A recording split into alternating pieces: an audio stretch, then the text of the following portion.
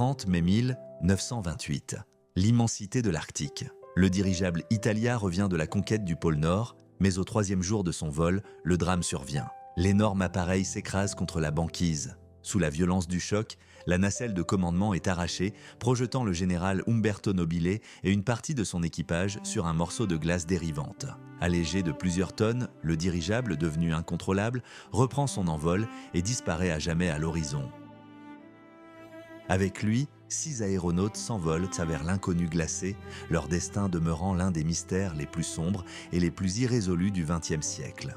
Les opérations de sauvetage des survivants se transformèrent en un drame international d'envergure, suivi avec une angoisse palpable par le monde entier. Dans cet enfer de glace, le héros national norvégien, Roald Amundsen, périt, s'est emporté sans hésiter au secours de son vieil ami et rival. Mais cette tragédie n'était que le point culminant d'une longue et périlleuse course vers le toit du monde. Tout a commencé avec les idées audacieuses du 19e siècle, lorsque les premiers explorateurs ont tenté d'atteindre le pôle en ballon à air chaud, entièrement à la merci des vents polaires. L'expédition du Suédois André, en 1897, s'est soldée par la mort de l'équipage. Leurs dépouilles ne furent découvertes par hasard que 3 décennies plus tard. Plus tard, le pilote russe Jan Nagurski effectua le premier vol transarctique à bord d'un aéronef fragile, prouvant ainsi que l'avenir des grandes découvertes appartenait exclusivement à l'aviation. En 1926, Nobile avait déjà triomphé en traversant avec succès l'océan à bord du dirigeable Norway. Mais sa seconde tentative lui fut fatale. Les Italia succomba au givrage et à une violente tempête. Désormais, une poignée d'hommes, isolés sur un morceau de banquise, luttaient contre les éléments, ne comptant que sur un miracle et le courage hors du commun des sauveteurs. 12 juillet 1928. Un son résonna à travers l'étendue glacée, un son que les survivants qualifieraient de plus belle musique du monde, la sirène du brise-glace Krasine.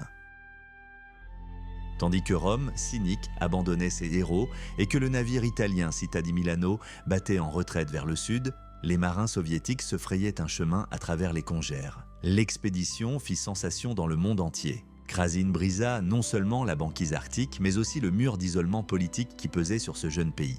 Alors que d'autres équipes de secours abandonnaient et rebroussaient le chemin, les Russes persévérèrent jusqu'au bout. Ils se surpassèrent jusqu'à ce que la nuit polaire s'annonce. Mais pour le capitaine du dirigeable, Umberto Nobile, le sauvetage se transforma en tragédie personnelle. De retour chez lui, il ne fut pas couvert d'honneur mais subit une persécution féroce. Le régime fasciste fit de l'explorateur un bouc émissaire, l'accusant de lâcheté pour avoir prétendument abandonné la banquise le premier, sauvant ainsi sa propre vie. Calomnié et privé de son droit au travail, Nobile trouva refuge en Union soviétique. Il y passa 5 années productives, concevant de puissants dirigeables et établissant de nouveaux records du monde. L'ultime étape de cette grande course survint en mai 1937. Contrairement aux prédictions alarmistes d'Amundsen, les pilotes soviétiques accomplirent l'impossible. Poser de lourds quadrimoteurs au sommet du globe. Ainsi débuta l'ère légendaire des stations polaires dérivantes. L'Arctique était conquis, mais son souffle glacial continue d'attirer ceux qui osent affronter les éléments. Le temps est inexorable, mais l'exploit de Krasine est à jamais gravé dans l'histoire de ces latitudes hostiles. L'époque des grandes expéditions polaires s'est estompée dans le passé, ne laissant derrière elle que des ombres sur des cartes jaunies. Presque aucun témoin vivant ne subsiste de ces jours où l'humanité, à l'extrême limite de ses forces, s'est lancée à la conquête du sommet de la planète. Le temps n'a épargné personne. Roald Amundsen a disparu à jamais dans les eaux glacées de la mer de Barents, tentant de secourir son ancien camarade et ennemi Umberto Nobile. Gueorgui Sedov et Vladimir Roussanov sont devenus des légendes, leurs traces perdues dans l'immensité de la neige. Les héros d'acier et de bois de ces années-là ont eux aussi capitulé. La goélette percée a sombré sous les bombes ennemies et les brise-glaces Sedov et Maligine, qui avaient fendu la banquise pendant des décennies, ne sont plus que des tas de ferrailles. Mais au milieu de ce cimetière de l'histoire, un géant se dresse fièrement, le légendaire Krasine, témoin vivant du triomphe et de la souffrance. Ce brise-glace, jadis nommé Sviatogor, devint un symbole d'espoir pour l'expédition en difficulté de Nobile et un rempart inébranlable pour les convois arctiques durant la guerre. L'Arctique n'a pas été conquis par de simples machines, mais par des hommes passionnés. Des hommes comme Boris Tchouknovski, le premier à repérer des survivants sur une banquise, ou Ivan Papanin, qui transforma un morceau de glace dérivant en habitation.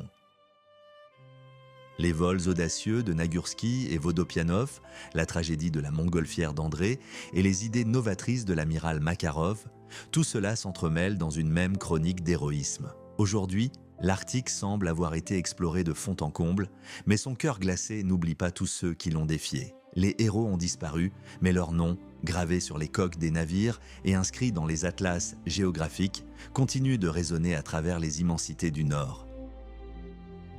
Le flambeau des exploits a été repris par Anatoly Alexeyev et Ilya Mazuruk, un légendaire dont les noms sont devenus synonymes de courage polaire. Mais avant que les gros porteurs ne fendent l'air arctique avec assurance, une ère de pionniers et de visionnaires a commencé. Tout a commencé avec le rêve du Suédois Solomon André. André n'était pas qu'un rêveur. Ancien dessinateur et physicien, il était obsédé par l'idée de conquérir le pôle Nord en montgolfière.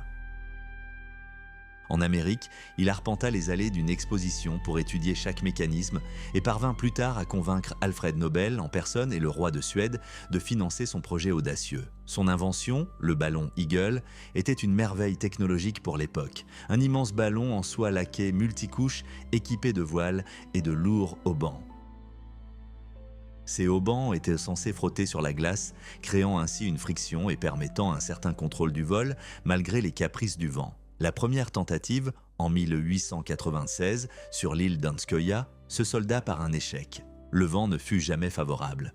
Mais André n'était pas du genre à abandonner. L'été suivant, il retourna sur les rivages hostiles du Spitzberg. Le physicien Niels Strindberg et l'ingénieur Knut Frenkel étaient prêts à le rejoindre dans l'exigue nacelle de l'Eagle. Il n'avait ni moteur ni radio, seulement une fragile coque remplie de gaz et une immensité glacée qui s'étendait devant eux. Le monde semblait figé. Les trois téméraires se préparèrent à affronter les éléments, armés seulement de soie, de chanvre et d'une foi inébranlable en la réussite. C'était un saut dans l'inconnu, marquant le début de l'un des drames les plus mystérieux et tragiques de l'histoire de l'exploration arctique. 11 juillet 1897. L'Oriole s'éleva lentement, emportant 3 explorateurs vers l'inconnu. Mais le Triomphe faillit virer au désastre dès les premières secondes. Le lourd ballon s'enfonça soudainement et la nacelle frôla les vagues glacées. L'équipage largua frénétiquement des centaines de kilogrammes de lest, mais le prix du salut fut fatal. Les haubans, emmêlés, cassèrent. Allégé, le ballon s'éleva dans les airs, emporté par le vent, et disparut à jamais dans le brouillard. Le monde entier resta figé dans l'attente pendant des décennies. Les seules nouvelles provenaient des pigeons voyageurs et des bouées étanches que la mer rejetait au fil des ans sur les rivages lointains du Nord. Ces brefs messages ne contenaient que des récits rassurants. Tout va bien, nous volons au-dessus des nuages. Mais derrière ces lignes rassurantes se cachait une réalité bien différente, terrifiante. 33 ans plus tard seulement, une expédition fortuite découvrit des traces de campement et les restes de 3 hommes courageux sur l'île inhabitée de Belly. Des journaux intimes, retrouvés dans le pergélisol, permirent de reconstituer les circonstances de leur mort. Le vol libre et magnifique ne dura que 10 heures. Puis, ce fut le chaos. Le brouillard arctique et la pluie verglaçante transformèrent instantanément l'enveloppe soyeuse du ballon en une structure inamovible. L'Aigle s'enfonça jusqu'à la surface et devint prisonnier de ses propres câbles. Pendant plus de 2 jours, le ballon ne vola pas mais se traîna littéralement sur les banquises. Toutes les quelques minutes, la nacelle s'écrasait contre la glace dans un fracas assourdissant. À l'intérieur, l'humidité, un froid glacial et un balancement incessant régnaient. André s'efforçait de garder son sang-froid, tandis que ses camarades sombrèrent dans un profond sommeil, mais les éléments étaient impitoyables. Le ballon, alourdi par le givre, était inexorablement attiré vers le bas. Ce n'était pas un voyage triomphal vers le pôle, mais une agonie interminable dans le vide glacé, où chaque impact avec la glace rapprochait l'inévitable fin. L'euphorie des premières heures de vol fit rapidement place à un cauchemar glacial. Le brouillard arctique et la bruine transformèrent l'enveloppe de soie de l'Oriole en un piège impitoyable. Le ballon, alourdi par le givre, était inexorablement tiré vers le bas. Un terme terrifiant, écrasement, apparaît dans les carnets d'André. Cela signifiait que la nacelle s'écrasait bruyamment contre des blocs de glace tous les 50 mètres. Les impacts s'enchaînaient sans relâche, ne leur laissant aucun répit. Pour alléger la structure, tout fut jeté par-dessus bord, de précieuses fournitures de médicales, de la nourriture et même la lourde bouée commémorative qu'André rêvait de larguer précisément au pôle Nord. Ce sacrifice devint le symbole de l'effondrement de leurs grandes ambitions. 65 heures après le décollage, l'Oriole finit par s'immobiliser. Le 14 juillet 1897, le ballon se retrouva pris dans les glaces, à des centaines de kilomètres de toute terre. Mais l'atterrissage n'apporta aucun soulagement. Il marqua le début d'une longue agonie. 3 hommes se retrouvèrent nus seuls au milieu d'un immense chaos blanc. Ils disposèrent d'un bateau et d'un traîneau chargés à ras-bord, mais leurs provisions étaient étranges. Au lieu du pemmican, aliment indispensable aux explorateurs polaires, les caisses étaient remplies de boîtes de sardines et de pâtés de qualité supérieure. Chaque traîneau pesait 150 kilos. 3 hommes devinrent les tirer à travers les amas de glace et les trous dans la glace, faisant sans cesse des allers-retours pour récupérer le reste du chargement. Dès le premier jour du voyage, le traîneau faillit couler. Strindberg, enfoncé jusqu'aux genoux dans la neige fondue glacée, tenta désespérément de sauver ce qui lui était le plus précieux, le portrait et les lettres de sa fiancée. Tout autour, à perte de vue, s'étendait la monotonie mortelle des vagues et des crevasses. Ils poursuivirent leur route, se souhaitant de bonnes vacances et espérant désespérément être sauvés, sans encore se douter que le désert polaire avait déjà prononcé son jugement final sur eux. Les jours se transformèrent en un labeur interminable. Tandis que Strindberg espérait désespérément un miracle dans ses lettres à sa fiancée, la réalité les accablait de coups durs. La progression était d'une lenteur exaspérante. Des heures de labeur titanesque ne leur permettaient de parcourir que quelques kilomètres. Il devint vite évident qu'ils n'atteindraient jamais les dépôts de vivres qui leur sauvèrent la vie. Le vent arctique et le courant traître les emportaient inexorablement, les enfonçant toujours plus profondément dans cet enfer glacial et silencieux. Comprenant qu'il n'y aurait pas de secours cette année, ils prirent une mesure désespérée, hiverner sur une banquise dérivante. Les explorateurs polaires construisirent une maison de glace, liant les blocs avec de l'eau et célébrèrent même l'anniversaire du roi de Suède, portant des toasts à des milliers de kilomètres de toute civilisation. Mais le froid pénétra non seulement leurs vêtements, mais aussi leurs âmes. Les carnets d'André commencèrent à contenir les premières notes inquiétantes de discorde. Dans le silence de mort, au milieu des banquises infinies, les germes d'une haine mutuelle commencèrent à se développer. Le 2 octobre, la nature rendit son verdict final. Un fracas assourdissant déchira le silence. La banquise qui leur servait d'unique abri se brisa en 1000 morceaux, juste sous les parois de la cabane. L'eau glacée s'engouffra dans la chambre de glace. Il ne restait plus aux explorateurs polaires qu'un minuscule morceau de glace de 20 mètres de diamètre. Désespérés, ils se dirigèrent vers l'île déserte de Belly, leur dernier refuge. L'histoire s'achève ici. Strindberg fut le premier à mourir, ses camarades dissimulant son corps dans une crevasse rocheuse. Bientôt, les autres sombrèrent eux aussi dans un sommeil éternel. 33 ans plus tard, les marins du navire Bradvague découvrirent ce campement de mort. André gisait dans une position naturelle, comme s'il se reposait simplement, son réchaud à pétrole à proximité. Le plus troublant est que, lorsqu'ils vérifièrent l'appareil des décennies plus tard, du kérosène s'écoulait encore du brûleur. Le mécanisme était fonctionnel et prêt à fournir de la chaleur à tout moment, mais il ne restait plus personne à réchauffer. Frenkel fut retrouvé près du corps d'André et un peu plus loin, dans une niche rocheuse, gisait Strindberg. Un cœur en or, un médaillon orné du portrait de sa fiancée Anna et d'une mèche de ses cheveux, fut découvert dans la poche de la veste du chef d'expédition. Ce fragile symbole d'amour était resté enfoui dans le pergélisol pendant 33 ans. L'échec de l'expédition était inévitable. Ils avaient trop misé sur le hasard. Si l'Oriole avait volé en avril par temps clair, ou s'il s'était élevé au-dessus de l'épais brouillard estival, les Suédois seraient peut-être revenus triomphants.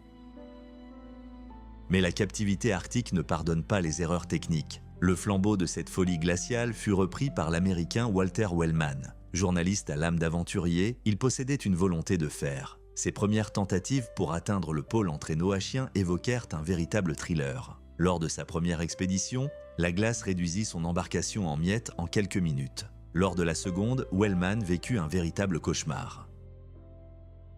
Parvenu à une cabane isolée sur la terre François-Joseph, il y découvrit 2 Norvégiens. L'un était mort et l'autre avait dormi plusieurs mois auprès du corps gelé de son camarade, le protégeant des ours polaires. Peu après, Wellman lui-même tomba dans une crevasse et se blessa gravement à la jambe. Une série de mésaventures le mena à une conclusion inévitable. Marcher sur la banquise dérivante revenait à courir à sa perte. Pour conquérir le pôle, il fallait le survoler. Mais cette fois, l'explorateur avait besoin non seulement d'un ballon à vent, mais d'un dirigeable pilotable à moteur à essence. Wellman fut séduit par l'idée d'utiliser la toute dernière invention de l'époque, le dirigeable. Ainsi commença une nouvelle ère dans l'histoire de l'exploration polaire. Wellman comprit que la glace était une impasse. Son nouveau pari fut le dirigeable America, un géant de soie et de tissu caoutchouté, construit dans des ateliers parisiens.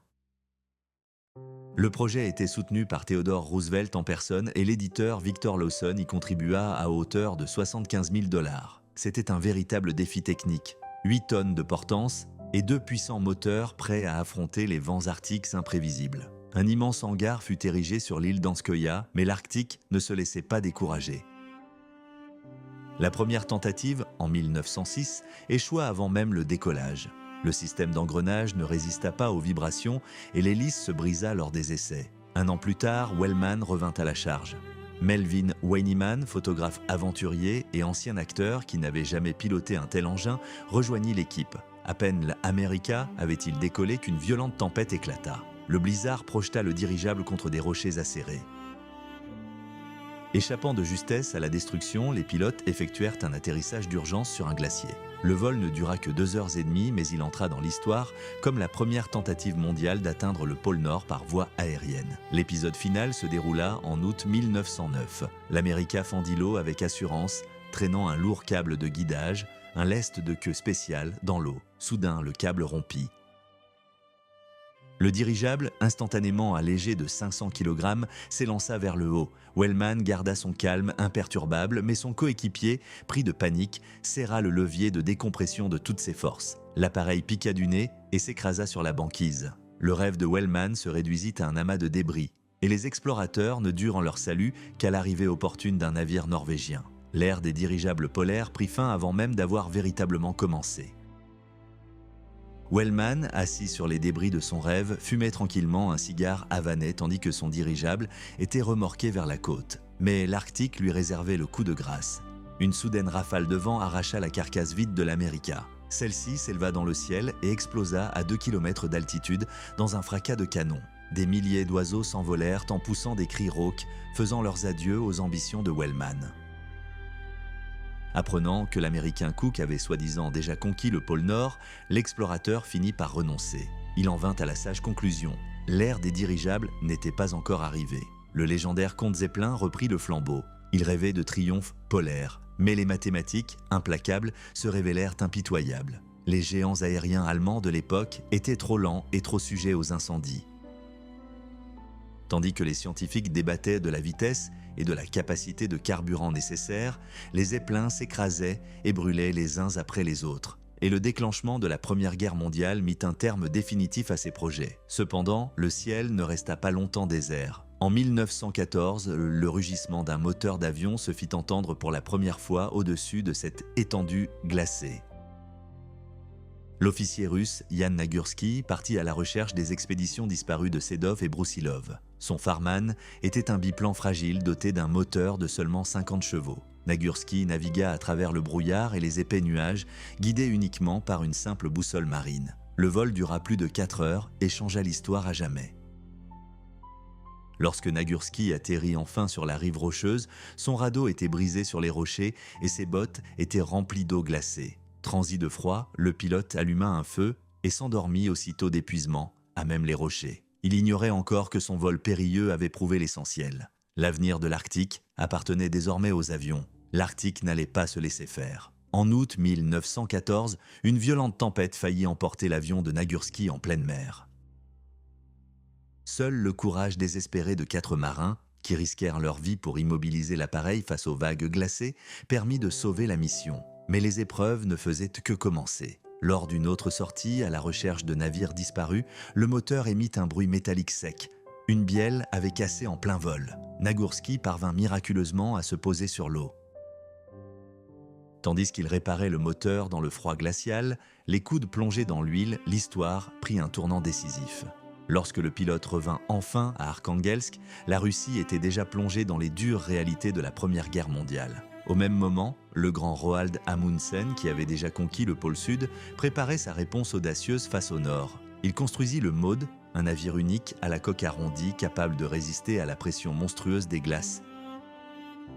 Mais l'Arctique se révéla trop hostile. Pendant 3 longues années, le navire lutta en vain contre la banquise au large des côtes sibériennes. L'expédition fut marquée par de nombreux revers et tragédies. 2 marins, déterminés à rentrer à pied, périrent dans l'immensité enneigée. Amundsen perdait des sommes considérables et sa santé se détériorait et la banquise formait un mur infranchissable. Une brève nouvelle venue d'Amérique changea tout.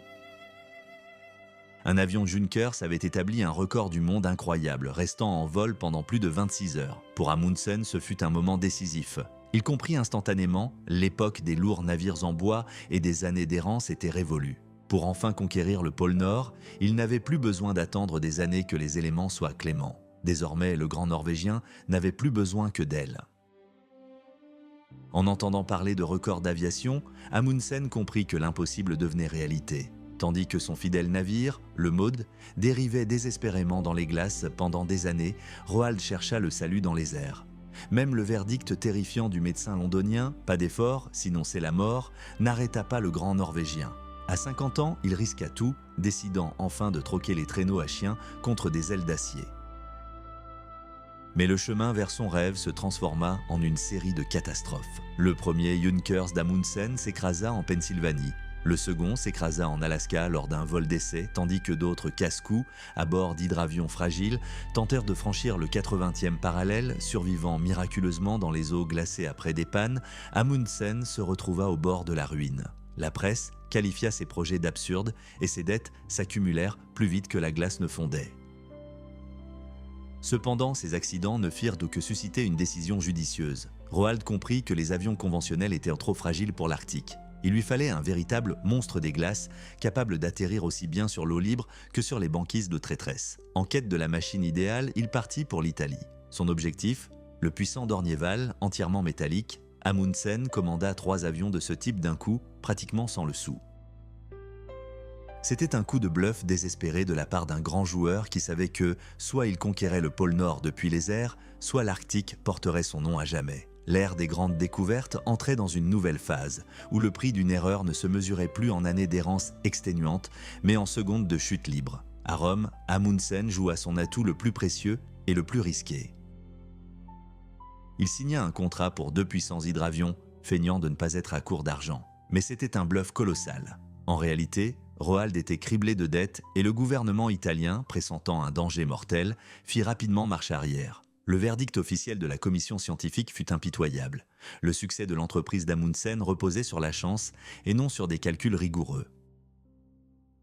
Le contrat fut immédiatement annulé, laissant le Norvégien dans une situation désespérée. Cependant, l'idée même d'une audacieuse conquête aérienne de l'Arctique avait déjà gagné l'Italie. Tandis qu'Amundsen cherchait désespérément des fonds, Antonio Locatelli, à de l'aviation renommé et député, prit les commandes. Il décida de rejoindre l'expédition américaine autour du monde à bord du Dornier-Val dont Roald avait tant rêvé. En août 1924, les avions décollèrent d'Islande. Locatelli, dont l'appareil était bien plus puissant que ceux des Américains de Douglas, refusa de suivre le mouvement.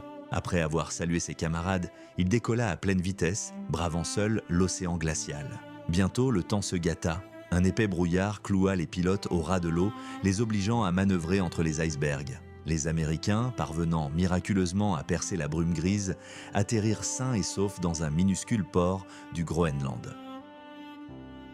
Mais lorsque les moteurs s'arrêtèrent, l'évidence devint claire, l'avion italien n'était pas arrivé. Locatelli et son équipage avaient disparu sans laisser de traces dans le silence arctique. Pendant 3 jours, des navires américains ratissèrent les champs de glace près du Cap Farewell. L'amiral Magruder était sur le point d'abandonner cette opération désespérée lorsque des lumières vertes jaillirent soudain dans l'obscurité de minuit. Locatelli et son équipage furent secourus, mais leur avion, pris au piège du brouillard et des glaces, ne put être récupéré. Afin d'éviter que l'appareil abandonné ne devienne un obstacle dangereux pour la navigation, il fut détruit par une salve de canon précise. Le rêve italien de faire le tour du monde s'évapora dans les eaux glaciales de l'Arctique. Au même moment, l'Américain Richard Byrd se lançait dans une course effrénée pour atteindre le pôle. Cet ancien officier de marine, blessé à la jambe et animé d'une ambition démesurée, rejoignit l'expédition de Macmillan. En août 1925, ces biplans amphibies survolèrent pour la première fois l'épais manteau glaciaire du Groenland. Ce ne fut qu'une brève mission de reconnaissance, mais Byrd en fut définitivement convaincu. L'avenir de l'exploration polaire appartenait désormais exclusivement à l'aviation. Et que dire du légendaire Roald Amundsen ? Le grand Norvégien traversait alors une véritable catastrophe. Ruiné, trahi par son propre frère et harcelé sans relâche par la presse, il était assis dans une chambre d'hôtel new-yorkaise, persuadé que sa carrière était définitivement terminée. Un coup de téléphone providentiel changea tout. Lincoln Ellsworth, fils d'un riche magnate du charbon, lui offrit 85 000 $ en échange d'une seule condition: une place dans le cockpit. L'étau financier s'est enfin relâché. 2 puissants hydravions d'Ornieval, équipés de moteurs Rolls-Royce, ont été livrés au Spitsberg. Amundsen savait qu'il y aurait probablement une quantité de carburant insuffisante pour le voyage retour. Le plan était extrêmement risqué. Si les réservoirs venaient à se vider, il faudrait abandonner un appareil en plein désert glacé, transférer le carburant restant dans l'autre et tenter de rentrer ensemble à bord d'un seul avion. L'enjeu était plus important que jamais. Le 21 mai 1925, 2 hydravions d'Ornieval décollèrent des eaux glacées et prirent la direction du nord. Chaque appareil transportait 3 personnes. Au niveau du 88e parallèle, le mécanicien annonça le verdict. Les réservoirs de carburant étaient à moitié vides. Amundsen ordonna un amérissage forcé sur la glace. Un avion atterrit sans encombre, l'autre fut gravement endommagé. Pendant 3 semaines, le monde les crut morts. Durant ce temps, 6 explorateurs polaires, prisonniers des glaces, creusèrent à la main une piste d'atterrissage à travers les crêtes de glace. Le 15 juin, ils prirent une décision désespérée. Tous les 6 s'entassèrent dans le seul avion encore en état de vol. L'appareil surchargé décolla miraculeusement de ce minuscule bloc de glace. Lorsqu'ils posèrent le pied sur le Spitsberg, épuisés et transis de froid, ils furent accueillis comme s'ils étaient ressuscités. Le pôle n'avait pas été atteint, mais ils avaient survécu. 1 an plus tard, l'Américain Richard Byrd arriva à la même base. Tandis qu'Amundsen préparait son immense dirigeable pour le lancement, Byrd décida de prendre les devants. Son Fokker trimoteur décolla de nuit et revint 15h30 plus tard. Byrd exulta, le pôle était conquis. Cependant, le triomphe fit rapidement place au scepticisme. Les scientifiques calculèrent que, même dans des conditions de vent idéales, l'avion de Byrd n'aurait physiquement pas pu atteindre la vitesse requise pour un tel saut. Les mathématiques étaient implacables. L'Américain se contentait très probablement de survoler la zone, truquant le record. Tandis que les journaux débattaient de la sincérité de Byrd, Amundsen conservait un calme glacial. Il le savait, la véritable bataille pour l'Arctique ne faisait que commencer. Tandis qu'Amundsen attendait son heure, un homme dont la vie semblait tout droit sorti d'un roman d'aventure fit son entrée dans l'arène polaire. L'Australien George Wilkins n'était pas un scientifique de salon. Il avait enduré les ravages de la guerre des Balkans et l'enfer glacial de l'expédition Stephenson, où il avait survécu des mois durant sur la banquise après le naufrage du Karluk. C'est alors, épuisé par d'interminables trajets en traîneau à chien et des rations de survie, que Wilkins prit une décision. L'ère des éprouvantes expéditions à pied était révolue. L'avenir de l'Arctique était dans le ciel. Ses ambitions étaient soutenues par des magnates de la presse et des millionnaires de Détroit. Wilkins disposait de 2 Fokker flambant neufs et d'un pilote militaire expérimenté, Ben Ailson.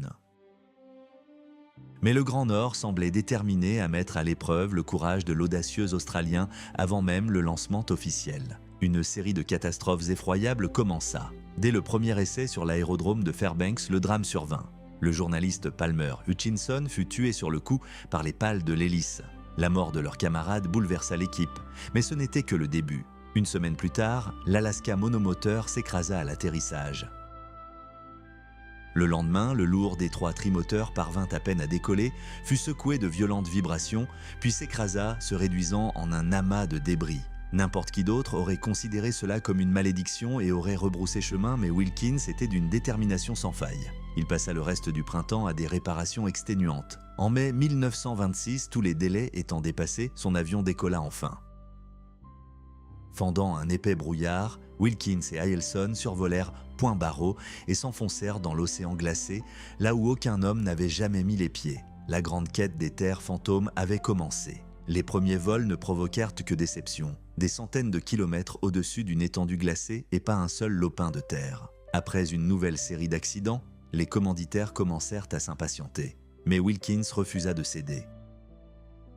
En 1927, il bravait à nouveau l'Arctique. Juste au-dessus de la mer des Tchouktches, le moteur commença à s'étouffer. Un atterrissage forcé sur la banquise, des réparations frénétiques et une tentative désespérée de regagner la base s'ensuivirent. Mais le carburant vint à manquer avant même que la Terre ne soit en vue. L'avion s'écrasa sur des plaques de glace, se transformant en un amas de ferraille inutilisable.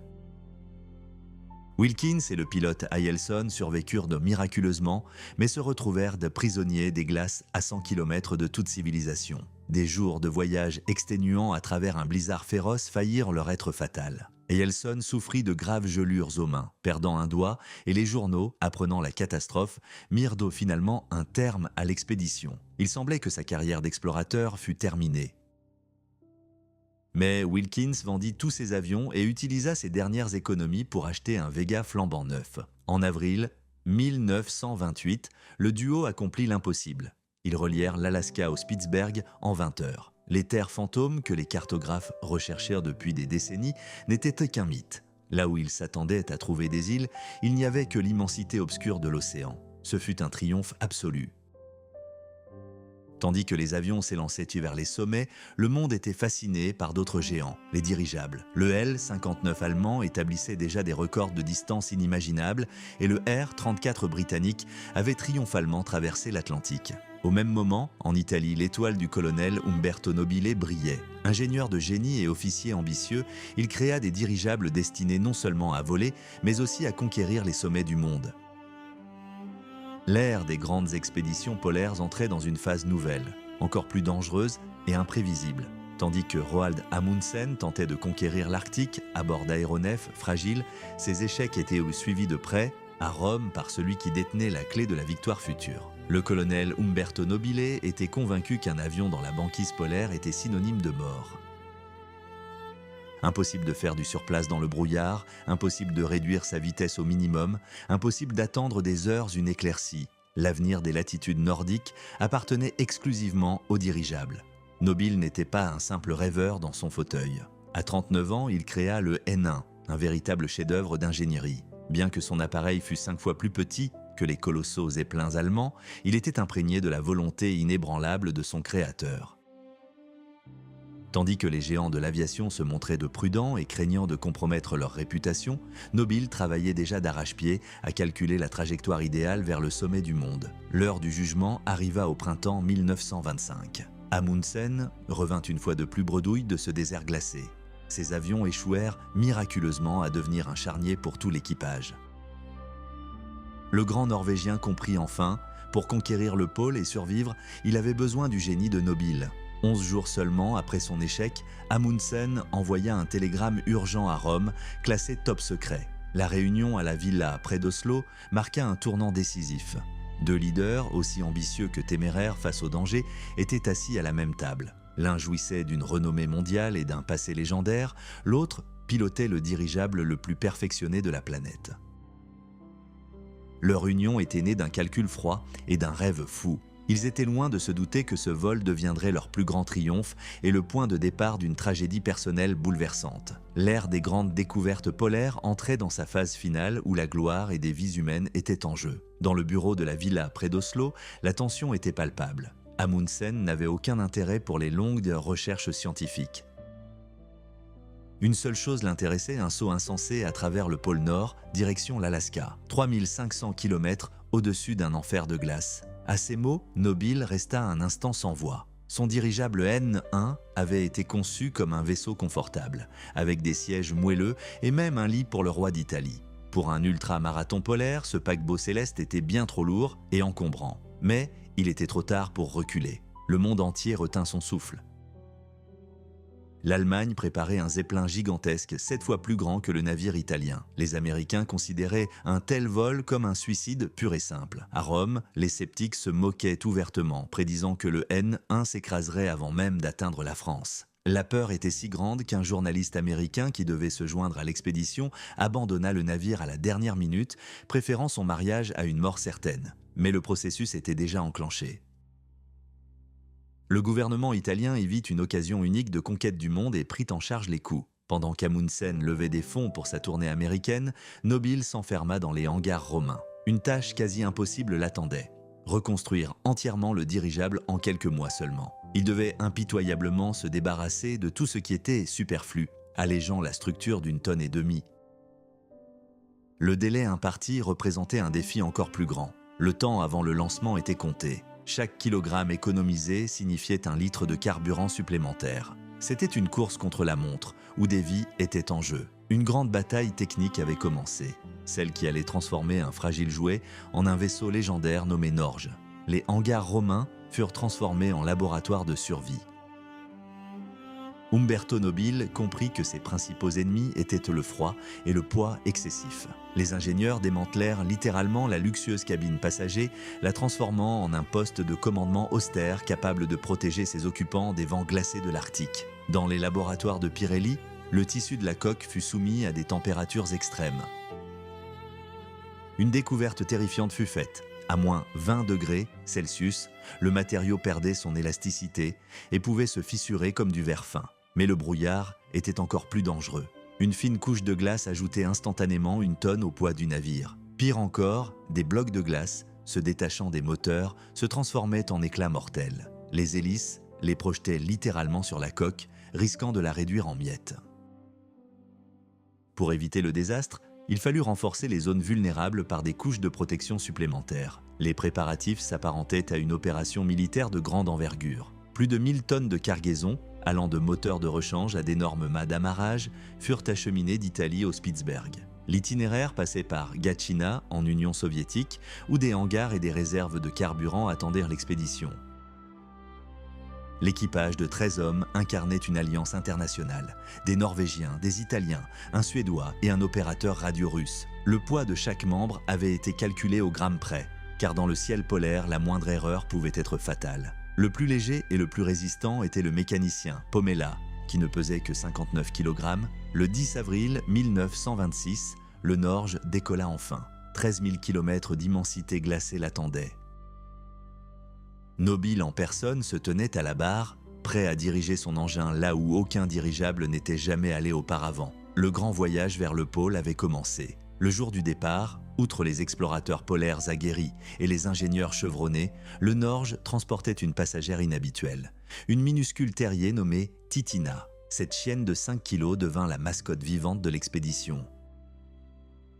Malgré les prévisions météorologiques alarmantes annonçant des tempêtes au-dessus de la France, Nobile donna l'ordre décisif de décoller. Le premier véritable défi pour l'équipage survint au-dessus de la Manche. Un vent de face violent soufflait à l'avant, obligeant tous les moteurs à tourner à plein régime. Des mouvements de roulis épuisants s'installèrent. Le dirigeable s'enfonçait sans cesse dans des poches d'air, mais l'équipage persévéra. Après 36 heures d'un vol exténuant et sans sommeil, le Norge atterrit à Fulham en Angleterre. 2200 km étaient à leur actif, un record de vol sans escale inimaginable à l'époque. Un véritable triomphe attendait l'expédition à Oslo. La ville entière envahit les rues et les toits, et en contrebas, le roi de Norvège en personne salua les aéronautes. Mais il n'y eut pas de temps pour les célébrations.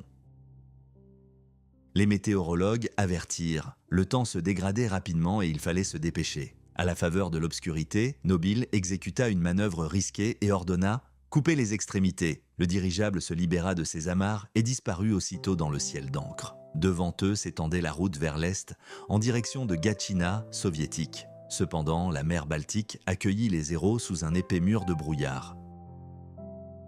Ils traversèrent la péninsule scandinave pratiquement à l'aveugle, se repérant uniquement à l'aide de leurs instruments. Tout autour d'eux s'effaça, les laissant seuls dans le brouillard blanc. Ce n'est qu'au premier rayon du soleil que le voile commença à se lever, dévoilant l'horizon. Sous la quille s'étend une myriade de lacs. Où sont-ils? En Finlande ou en Estonie? Le navigateur Riser Larsen en est certain. Ils se trouvent en territoire finlandais. Les instruments le confirment. Mais le doute ronge l'équipage. La rivière en contrebas coule soit vers le sud, soit vers le nord. Impossible de le savoir d'en haut à cause du brouillard. Pour éviter les conjectures, l'équipage décide de descendre à une altitude critique. La solution s'avère d'une simplicité militaire. Ils repèrent une voie ferrée et lisent le nom sur la façade de la gare la plus proche, gare de Valga. L'erreur de navigation était colossale finalement. Ils font maintenant route vers l'est. Un vent arrière propulse le gigantesque dirigeable Norway à 117 km/h. En contrebas s'étend l'immense plaine russe, figée par les rayons du soleil couchant. À 18h50, le dirigeable marque une pause au-dessus du champ enneigé de Gatchina. Plus bas, à la lueur des lanternes portatives, se dessinent les silhouettes de soldats soviétiques en longs manteaux et casquettes Budyonnovka, 43 heures de vol. Le commandant de l'expédition s'effondre d'épuisement. Il n'a pas dormi depuis 3 jours. L'accueil en URSS fut des plus chaleureux. Le palais de Gatchina devint le refuge temporaire des aéronautes et les habitants affluèrent au hangar pour admirer ce chef-d'œuvre d'ingénierie. Mais derrière cette hospitalité se cachait une profonde inquiétude. Lors d'une réunion d'urgence de l'Académie des sciences, des scientifiques soviétiques firent part d'une prévision alarmante. Le temps printanier est traître. Le verglas et le brouillard peuvent transformer l'enveloppe d'un dirigeable en une épaisse couche de glace en quelques minutes. En un instant, le géant d'acier s'écraserait dans l'abîme. L'étape la plus périlleuse restait à venir. La chute dans le silence glacial de l'Arctique. Juste avant le décollage, le commandant reçoit une lettre inquiétante. Un certain Fyodor Gorokhov prévient « La neige mouillée transformera le dirigeable en un cercueil de glace ». 40 kg par mètre carré d'enveloppe et le colosse de plusieurs tonnes s'écrasera dans l'abîme. Mais l'ordre a déjà été donné. Il est 9h30 du matin. Au son solennel d'un orchestre, le géant d'acier s'élève lentement. Leningrad, baigné par le soleil printanier, flotte en contrebas. Le palais d'hiver, la perspective Nevsky et la Neva prise dans les glaces, c'est le dernier vestige de la civilisation avant le plongeon dans l'inconnu. Le voyage vers le nord se transforme rapidement en une épreuve exténuante. De terribles turbulences se lèvent sur le lac Ladoga. Des rafales de vent ballottent l'embarcation comme un avion en papier. Et à 4 heures du matin, le drame survient. Le moteur gauche s'arrête brusquement. Le diagnostic est fatal, un vilebrequin fêlé. Des centaines de kilomètres de désert glacé s'étendent devant eux, mais l'expédition refuse de rebrousser chemin. Le commandant prend une décision audacieuse, poursuivre sa route vers le Spitzberg à bord de l'embarcation endommagée. À Vadsø, en Norvège, ils sont accueillis en héros, mais ce n'est qu'un bref répit avant l'assaut décisif. Leur destination, Kings Bay. Ici, au bout du monde, la réalité elle-même se déforme. Le soleil ne se couche plus, effaçant complètement la frontière entre le jour et la nuit. La blancheur aveuglante de la neige infinie donne le vertige et la nausée. L'équipage vit dans des cabanes en bois exigus, où de vieux poêles chauffent de l'air à l'extrême. Ils sont comme figés dans une étrange intemporalité, électrisés par la lumière éternelle et le calme glacial de l'Arctique. Ils sont sur le point de faire une grande découverte, mais la nature impitoyable prépare déjà son attaque principale. Le seul refuge contre la blancheur aveuglante de l'Arctique était un hangar tapissé de tissu vert. Là, enfin, les yeux trouvaient la paix. Dehors, le soleil éternel consumait lentement l'esprit, mais leur permettait de travailler sans relâche. La préparation du dirigeable N devint une véritable obsession. Pour le remplir de 7 tonnes de carburant, un record, la machine fut littéralement dépouillée de tout. Système d'éclairage, câbles superflus et même lest furent impitoyablement mis au rebut. Chaque gramme comptait car l'essence était la seule garantie de survie dans le silence glacial. Pendant que les techniciens réparaient les radiateurs percés, un drame silencieux se jouait au sein de l'équipage. Olonkin, le meilleur opérateur radio de l'expédition, fut soudainement suspendu. Officiellement, pour cause de surdité soudaine, mais en réalité, pour faire place à un autre Norvégien. Cette décision s'avéra une erreur fatale, le commandant italien se retrouva sans remplaçant qualifié. Il allait désormais passer plus de 70 heures seul à la barre, sans le moindre répit ni la moindre erreur. L'équipage était à cran. Le décollage était prévu à minuit, mais l'Arctique se montra une fois de plus impitoyable. Une violente tempête les bloqua dans le hangar, les obligeant à attendre, hébétés, une amélioration du temps. Lorsque la tempête se calma enfin, un nouveau problème surgit. Le soleil brûlant fit surchauffer le gaz contenu dans l'enveloppe. La pression augmenta et il fallut relâcher du gaz, ce qui entraîna une perte de portance. Pour que le dirigeable puisse décoller, ils durent y se séparer d'une partie de ce précieux carburant. À 6 heures du matin, le commandant était à bout de force. Épuisé par des jours de stress, il s'effondra sur le plancher de la salle de contrôle. 1 heure de profond sommeil sous une couverture, puis le grand saut dans l'inconnu, par-dessus la croûte glacée de la planète. À 7 heures du matin, la situation devint critique. Le vent s'abattait avec violence sur les parois du hangar, où le dirigeable Norge était suspendu à 1 mètre seulement de ses supports d'acier. La moindre erreur lors du lancement aurait signifié un désastre immédiat et la mort de toute l'expédition. Le commandant patienta, profitant avec prudence de la brève accalmie entre les rafales. Finalement, à 10 heures du matin, l'énorme carcasse argentée se glissa lentement hors de son espace confiné, frôlant presque les bords de la porte avec son aileron arrière, et mit le cap sur les profondeurs de l'Arctique. 16 personnes se trouvaient à bord. Tandis que le légendaire Roald Amundsen scrutait l'horizon depuis son siège en duralumine, l'équipage travaillait sans relâche. La tâche la plus périlleuse incombait au mécanicien Alessandrini.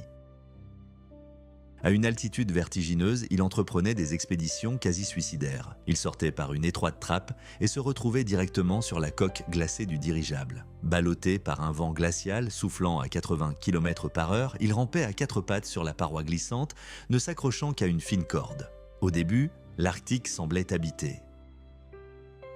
Des renards arctiques se faufilaient dans l'ombre du navire, des traces d'ours s'étiraient, et le dos des belugas apparaissait dans les sombres pollinies. Mais après le 83e parallèle, toute vie disparut soudainement. Devant nous s'étendait un désert de glace silencieux. La tranquillité du vol fut brutalement interrompue par une urgence soudaine. Ce soir-là, le moteur gauche s'étouffa et cala. Un bouchon de glace de 20 cm s'était formé dans la conduite de carburant. Tandis que le dirigeable poursuivait sa route au-dessus de l'immensité glacée, les mécaniciens durent entreprendre une réparation longue et ardue. Le pôle Nord était encore à plus de 1000 km et l'équipement commençait déjà à faiblir sous l'effet du froid polaire. Les moteurs calèrent à nouveau au moment le plus critique. La condensation dans les conduites de carburant avait gelé, formant des bouchons de glace et paralysant le système juste avant leur destination. Les conditions météorologiques se dégradèrent brutalement. Un épais brouillard et du grésil transformèrent instantanément la carapace du dirigeable en une épaisse couche de glace. Le vaisseau coula rapidement sous son propre poids. Pour éviter de s'écraser contre les glaces, les pilotes furent contraints de cabrer le Norge, poussant littéralement le vaisseau de plusieurs tonnes à la limite de la capacité de ses moteurs. 1h30 du matin, le pôle Nord géographique apparut enfin à travers la brume grise.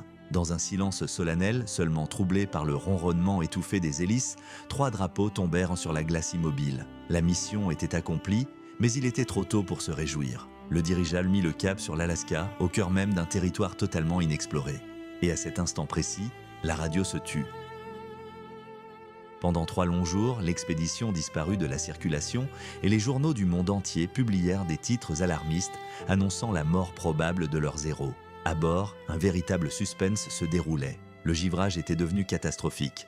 Une épaisse couche de glace recouvrait les instruments, les vitres et même les parois intérieures de la timonerie. Mais le pire survint lorsque d'énormes blocs de glace commencèrent à se détacher de la quille. Percutant les hélices, ils volaient en arrière comme des éclats d'obus lancés par une puissante fronde, perçant la coque dans un craquement sinistre. Des fragments acérés déchiraient les chambres à air les unes après les autres. Les mécaniciens, paniqués, signalèrent de nouveaux trous impossibles à réparer en vol. Désormais, c'était une course désespérée pour la survie au-dessus d'un désert blanc et aride, où le moindre éclat de glace supplémentaire pouvait être fatal. 32 heures dans un enfer de glace. Le chaos règne dans la salle de contrôle, thermos cassés, café renversé et cartes gelées. Mais l'équipage n'a pas de temps à perdre. Le dirigeable s'est transformé en une gigantesque statue de glace. Une couche de glace recouvre tout, des instruments aux passerelles des nacelles, des projectiles de glace arrachés aux hélices, continue de lacérer méthodiquement la coque.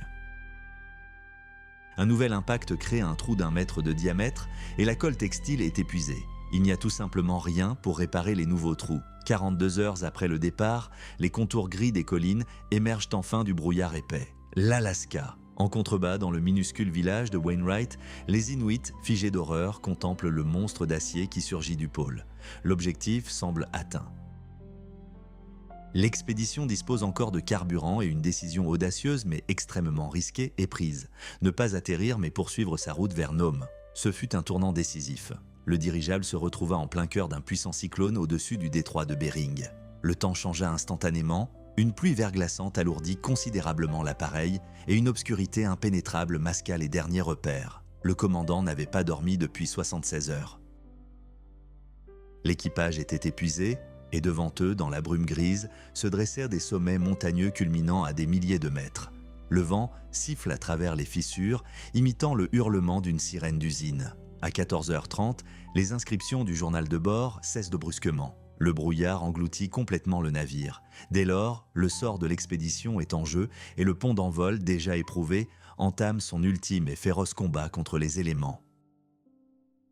Le dirigeable dérive à l'aveugle. Le commandant Umberto Nobile ralentit considérablement, tentant de se repérer dans la brume grise. Prendre de l'altitude est mortellement dangereux. Les vannes sont gelées et bloquées. Si elles se bloquent, le gaz s'échappera et le vaisseau s'écrasera dans l'abîme glacé. Soudain, le Norge perce le brouillard et se retrouve en plein soleil. L'erreur est presque fatale.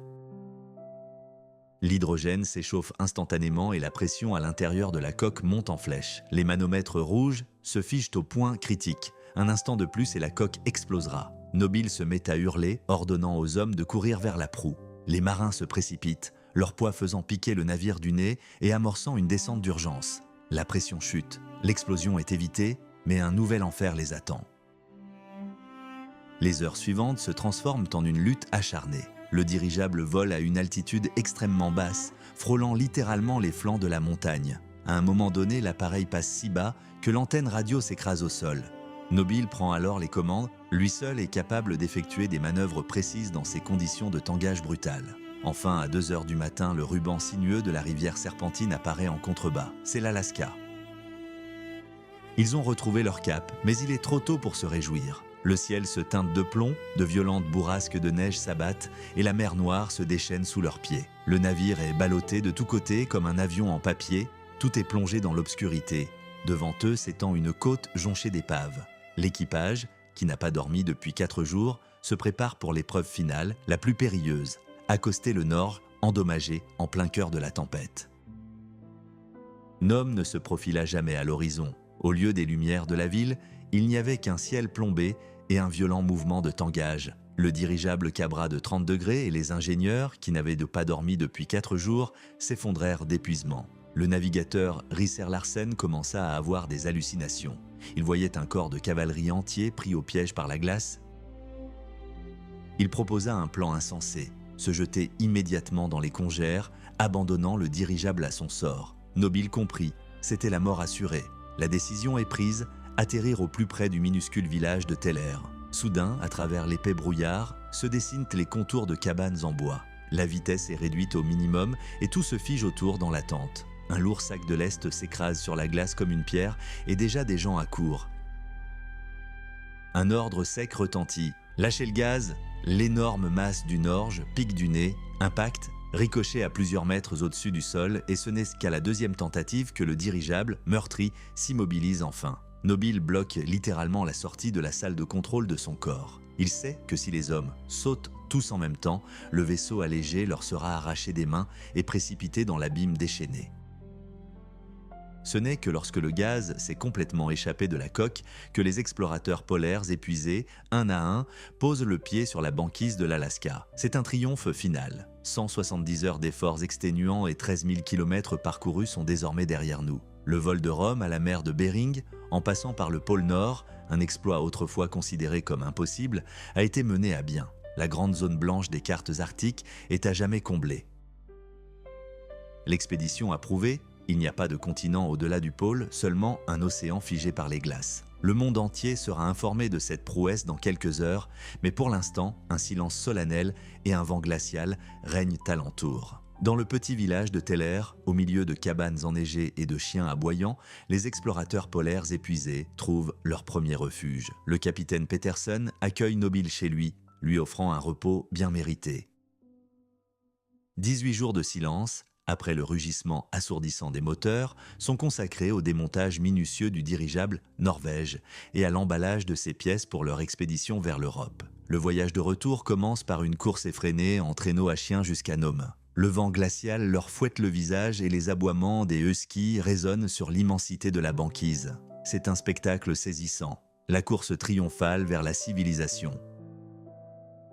À Nome, ils sont accueillis comme des héros descendus du ciel. La ville, qui évoque la ruée vers l'or, honore l'équipage par des banquets et des applaudissements. À Seattle, les chemins des grands explorateurs se séparèrent. Amundsen annonça officiellement sa retraite, Lincoln Ellsworth rêvait déjà de l'Antarctique et Umberto Nobile rentrait chez lui en toute hâte. Le 2 août, Naples était en effervescence. Des centaines de voiliers emplissaient la baie, des escadrilles d'avions sillonnèrent le ciel et une foule en liesse emplissait l'air. Même Amundsen, dont les relations avec l'Italien étaient extrêmement tendues, envoya un télégramme. Merci pour le vol le plus remarquable de l'histoire du monde. Pendant ce temps, au Cap Barrow, le triomphe du Norge était observé par son principal rival, Hubert Wilkins. Depuis des années, il s'efforçait de prouver que l'Arctique pouvait être conquis par les airs, mais on lui avait refusé l'équipement nécessaire. Voyant la masse argentée du dirigeable fendre le brouillard, Wilkins reconnut, le rêve était devenu réalité. La calotte glaciaire de la planète n'était plus un obstacle insurmontable. Nobile avait démontré toute la puissance de son génie d'ingénieur. Mais il ignorait encore que le destin lui réservait un nouveau défi, l'Italia. Le triomphe du Norge souleva plus de questions que de réponses. De vastes zones blanches sur la carte dissimulées par un épais brouillard hantaient Umberto Nobile. Assis dans une cabane enneigée d'Alaska, il passa des heures à manipuler un globe terrestre en carton bon marché.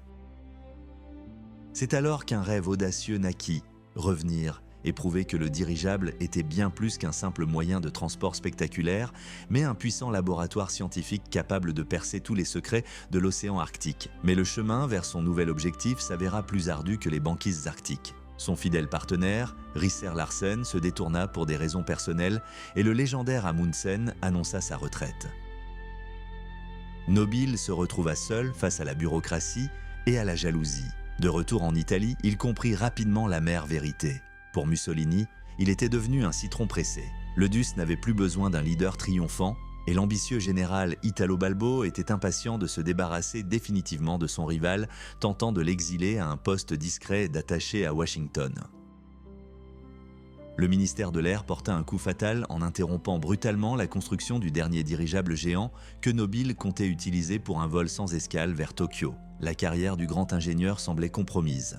Cependant, Umberto n'était pas du genre à se laisser abattre. Pour échapper à l'atmosphère étouffante de la Rome fasciste et éviter l'oubli, il prit une décision désespérée. Nobile obtint des financements privés et prépara l'Italia, le vaisseau jumeau du Norge, au lancement. Il était loin de se douter que ce vol conçu comme une vengeance personnelle se transformerait en la catastrophe la plus notoire et la plus tragique de l'histoire de l'exploration nordique. Italo Balbo ne cachait pas sa joie. En voyant Umberto Nobile en Arctique, il confia à ses proches qu'il s'envole. On sera enfin débarrassé de lui. L'ingénieur ambitieux était devenu un fardeau pour le régime fasciste et cette expédition à bord du dirigeable Italia devait être soit son ultime triomphe, soit sa perte. Nobile prépara le lancement avec une méticulosité obsessionnelle. Il réunit les meilleurs scientifiques d'Europe et chargea la nacelle de tout le nécessaire, des instruments de pointe aux canaux pneumatiques, en passant par les chauds manteaux de fourrure et les provisions de pemmican. Le pape Pie XI lui-même bénit l'équipage, leur offrant une lourde croix de chêne destinée à être érigée au sommet de la planète. Le 15 avril 1928, l'Italia quitta Milan. Le vol vers le Spitzberg fut un présage de catastrophe. Le dirigeable fut secoué par des tempêtes, sa coque fut lacérée par de la grêle glacée et au-dessus des Alpes, une violente rafale de vent faillit lui arracher la quille. Néanmoins, une fois de retour à sa base, Nobile effectua avec succès 2 vols de reconnaissance, prouvant ainsi que son appareil était parfaitement capable de résister aux intempéries. Le 23 mai, le dirigeable entreprit son voyage décisif vers le pôle. 16 personnes étaient à bord. Un vent favorable les propulsait vers leur destination, mais un mur de nuages noirs obscurcissait déjà l'horizon. À minuit, les navigateurs enregistrèrent les coordonnées. L'objectif était atteint. Dans un silence solennel, le drapeau et la croix papale furent déposés sur la banquise. Umberto avait une fois de plus conquis le toit du monde. Mais lorsque l'Italia fit demi-tour à 2 heures du matin, le temps s'était considérablement dégradé. Le brouillard enveloppa le dirigeable et un vent de face transforma le voyage de retour en un piège mortel. Le drame ne faisait que commencer. L'Italie rentrait au port, mais l'Arctique n'était pas prêt à lâcher sa proie. Le navire voguait à travers un brouillard incessant longeant la banquise pour tenter de garder le cap. Un vent de face réduisait sa vitesse de moitié, transformant le voyage en une lutte acharnée à chaque kilomètre.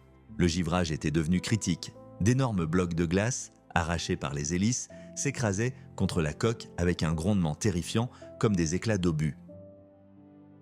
Les prévisions du météorologue Malmgren s'étaient lamentablement trompées. Au lieu du vent arrière promis, une violente tempête s'abattait sur le navire. L'équipage était à cran, Plus d'une journée sans sommeil, dans le froid humide et la blancheur aveuglante. Les navigateurs tentaient désespérément de capter les signaux radio de la base, mais les coordonnées restaient introuvables. La Terre aurait dû apparaître à l'aube, mais les hublots ne révélaient qu'une mer glacée, silencieuse et craquelée. La tension nerveuse grandissait à chaque minute qui passait. À 9h25 du matin, un cri glaçant déchira le silence. L'ascenseur est bloqué. Le dirigeable, la queue dangereusement relevée, commença à piquer du nez. Il ne restait que quelques instants avant l'impact avec la banquise. Le commandant prit une décision désespérée. Il ordonna l'arrêt immédiat de tous les moteurs. L'énorme machine se figea et, sous l'effet de l'inertie, commença à s'élever lentement, à quelques mètres seulement de la destruction. À 900 mètres d'altitude, ils s'échappèrent un instant de leur captivité. Pour la première fois depuis longtemps, le soleil brilla et le ciel se dégagea. Mais la joie fut de courte durée. Pour reprendre la navigation et apercevoir à nouveau la glace, le dirigeable fut contraint de replonger dans l'obscurité grise et impénétrable. L'Italie descendait lentement vers son destin, ignorant qu'il ne restait que quelques minutes avant la catastrophe, 10 heures du matin. L'équipage de l'Italia commençait à peine à reprendre ses esprits, ignorant que le désastre était imminent. Le dirigeable planait à 300 mètres d'altitude lorsque le silence fut déchiré par un cri alarmant. On s'alourdit, l'aiguille de l'instrument s'arrêta à un niveau inquiétant. Le nez du dirigeable pointait vers le ciel, mais l'énorme machine, défiant les lois de la physique, plongeait dans l'abîme. Le commandant ordonna de mettre les moteurs à plein régime, espérant utiliser leur vitesse pour propulser le navire. En vain, la glace approchait trop vite. Pour éviter une explosion immédiate à l'impact, Nobile prit une décision finale. Couper les moteurs. À 10h33 du matin, le monde s'est effondré. Un fracas assourdissant de métal et de tissu déchiré a retenti. La salle de contrôle a été littéralement arrachée, chair et sang, et projetée sur la banquise. Nobile a été projeté dans la neige. Réveillé par une douleur aiguë, il a vu une image qui resterait à jamais gravée dans sa mémoire. La carcasse déchiquetée du dirigeable, privée de sa nacelle, s'élevait à nouveau dans le ciel. 6 personnes étaient encore à bord. Elles ont regardé en bas, impuissantes, jusqu'à ce que le brouillard les engloutisse à jamais. 9 survivants demeuraient là sur la banquise. Autour d'eux s'étendait une banquise infinie, et un silence de mort régnait. Le général avait les os brisés, les poumons comprimés, et une seule pensée le hantait, c'était la faim. Il n'avait plus ni nourriture, ni vêtements chauds, tout avait disparu avec l'Italia. Mais soudain, au milieu des débris, le cri désespéré de l'opérateur radio Biagi retentit. La radio de campagne est intacte. À cet instant, le désert glacé cessa d'être leur charnier. Ces hommes condamnés eurent une infime chance d'être enfin entendus par le monde. L'opérateur radio Biagi se figea, pressant douloureusement ses écouteurs contre ses oreilles. Une voix familière, provenant du vaisseau mère Città di Milano, perça les crépitements de la banquise arctique. Le monde était encore si proche, littéralement à portée de main, mais il ne pouvait répondre, l'émetteur n'était pas encore assemblé. Toutes les 2 heures, un message désespéré était lancé dans le vide glacial « SOS, Italie Nobile, nous sommes là ». Mais seul le sifflement indifférent des ondes lui revenait. Ils avaient déjà été enterrés à bord du navire. Le capitaine Romagna avait élaboré une logique commode. Puisque le dirigeable était devenu silencieux, l'opérateur radio était forcément mort. Les officiers étaient fermement convaincus que Biagi s'était penché par le hublot au moment de l'impact et qu'une hélice lui avait arraché la tête. Cette absurde fantaisie devint une condamnation à mort pour les survivants. Tandis que les hommes sur la banquise grelottèrent de froid et se partageaient les dernières miettes de nourriture, l'équipage du Città di Milano saturait négligemment les ondes de dépêches de journaux et de télégrammes personnels. Le 29 mai, une dernière chance se présenta. Le sergent Pedretti, dans la salle radio du navire, se leva brusquement et cria par-dessus le bourdonnement des appareils « C'est eux, j'entends l'Italie !» Mais il fut aussitôt réprimandé. Le commandement conclut à des interférences provenant de Mogadiscio, en Afrique. Aucune enquête ne fut menée. Pourquoi gaspiller des ressources pour des chimères? Le désespoir poussa les hommes à des actes fatals. 3 explorateurs polaires, Malmgren, Mariano et Zappi, exigèrent qu'ils se séparent et cherchent des secours à pied à travers le chaos des glaces dérivantes. Nobile tenta de les dissuader, conscient que c'était un voyage inutile. Pendant ce temps, les sauveteurs, se fiant à de fausses coordonnées, ratissèrent la côte sur des centaines de kilomètres à l'ouest. Ils cherchaient l'expédition dans des endroits où elle ne pouvait se trouver, tandis que la véritable Italie disparaissait lentement dans le brouillard arctique, trahi par sa propre flotte. Tandis que le dirigeable Italia sombrait lentement dans les glaces, une opération de sauvetage massive et chaotique se déroulait au Spitzberg. Le Città di Milano parvint à se frayer un chemin vers le nord, débarquant un groupe de tireurs d'élite et d'alpinistes chevronnés. Ils furent rejoints par un guide local, Kramer, un chasseur imposant et austère qui connaissait chaque méandre dangereux de la côte arctique. Fusil en bandoulière et accompagné de son fidèle chien, il devint leur seul espoir de percer le labyrinthe des glaces dérivantes. Les sauveteurs ramaient en barque, scrutant les huttes d'ermites qui n'avaient croisé âme, qui vivent depuis des années. Mais l'Arctique semblait se moquer d'eux. Un des chasseurs rencontrés affirma avec assurance avoir aperçu un dirigeable filant vers le nord. C'était un espoir vain. À cet instant précis, l'Italie se trouvait à des centaines de kilomètres. Entre-temps, la Norvège rejoignit l'opération. Des légendes des latitudes polaires entrèrent en scène. Roald Amundsen lui-même participa à l'élaboration du plan de vol. Les pilotes Risser Larsen et Lützow Holm prirent les commandes de leurs hydravions, bravant un brouillard aveuglant. Mais le Grand Nord ne pardonne pas l'excès de confiance. Le 6 juin, Lützow Holm partit pour une nouvelle mission de recherche et disparut tout simplement dans le brouillard. Dès lors, les sauveteurs eux-mêmes devinrent victimes. Le monde entier retint son souffle saisi d'angoisse. En Italie et en Suède, de nouvelles escadrilles étaient formées en urgence. Les as européens de l'aviation, Maddalena et Lundborg, chargeaient déjà des avions démontés sur des navires. Tous le comprenaient, le temps était compté pour Nobile et son équipe. La course contre la montre la plus dramatique de l'histoire de l'exploration polaire avait commencé. Alors que les meilleures radios d'Europe restaient muettes, un miracle se produisit là où personne ne l'attendait. Dans le village soviétique isolé de Voznesenie-Vokma, l'opérateur radio-amateur Nikolai Schmidt capta, à travers les grésillements, un fragment de phrase « SOS Ita Nobile ». Ce fut un véritable coup dur pour le prestige de la marine italienne. Il s'avéra que le navire-mère, le Città di Milano, n'avait tout simplement pas entendu les signaux de détresse, ses opérateurs radio étant trop occupés à envoyer des centaines de télégrammes privés. Ce n'est qu'après l'annonce officielle de Moscou que les amiraux ordonnèrent la libération immédiate des ondes. Le 8 juin, à 19h23, l'Arctique parla enfin. Les coordonnées du camp de glace furent confirmées, 80 degrés de latitude nord. Le monde poussa un soupir de soulagement, mais la joie fut de courte durée. Les nouvelles de la Tente Rouge étaient terrifiantes. L'équipage de l'Italia était divisé en 3 groupes. 6 survivants, épuisés, se regroupaient sur un morceau de banquise dérivant. 3 autres, Malmgren, Zappi et Mariano, avaient disparu dans le silence blanc, espérant gagner la terre ferme à pied. Le sort des 6 autres, emportés dans les airs par le dirigeable hors de contrôle, restait un mystère complet. L'opération de sauvetage s'est accélérée à un rythme effréné. Les navires Hobby et Braganza ont fendu la banquise. L'as norvégien Lützow Holm, porté disparu, a été retrouvé miraculeusement. Il avait effectué un atterrissage d'urgence dans le brouillard et attendait simplement de l'essence. Des attelages de chiens de traîneau ont été déployés en urgence vers les caps septentrionaux du Spitzberg. Leur mission était de déposer des vivres le long du parcours du groupe de Mariano, qui progressait toujours à pied. Les recherches à l'aveugle étaient terminées. Le travail précis et périlleux de sauvetage des rescapés des glaces pouvait commencer. Désormais, chaque équipe de secours avait un objectif clair et les survivants avaient une mince, mais réelle chance de s'en sortir. La roue de sauvetage tourna à plein régime.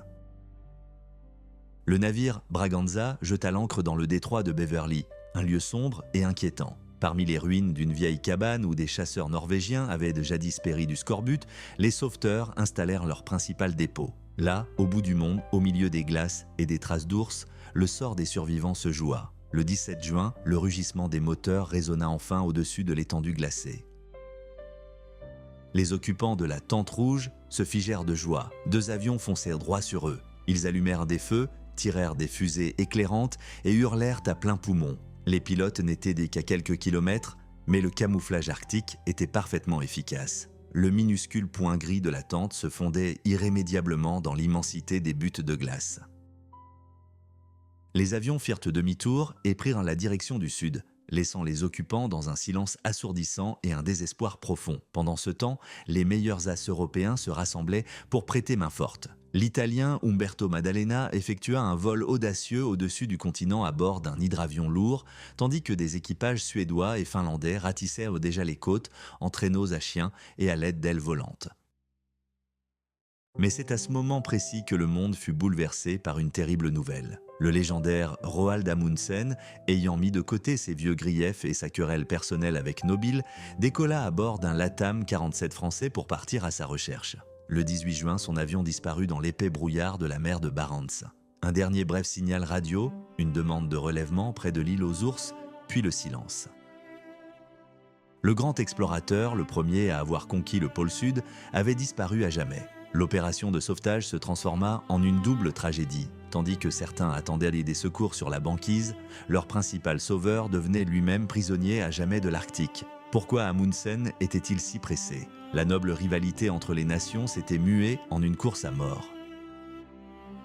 Apprenant que l'Italienne Maddalena était déjà en vol, le légendaire Norvégien ne voulut pas attendre une minute. Il lança son Latam 47 dans les airs, négligeant toute coordination et communication. Cette décision lui fut fatale. Au lieu d'une seule mission de sauvetage, le monde dut en lancer une seconde. Cette fois, on recherchait Amundsen lui-même. Des dizaines de navires, des croiseurs français aux baleiniers privés, ratissèrent l'immensité glacée.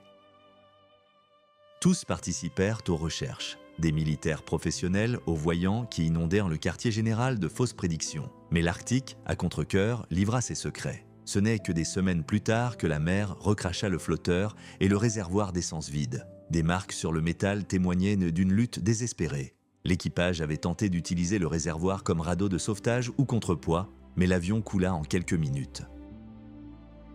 Le grand explorateur polaire, qui avait conquis les pôles en traîneau à chien, perdit son ultime combat dans les cieux qu'il n'avait jamais pleinement compris. Tandis que le monde pleurait son héros, Umberto Maddalena continuait de scruter l'horizon. Son premier vol au-dessus du chaos glacé ne donna rien, seulement un silence de mort et les ombres infinies des banquises. Cependant, le 20 juin, la chance sourit au casse-cou. Le signal tant attendu perça les grésillements de la radio.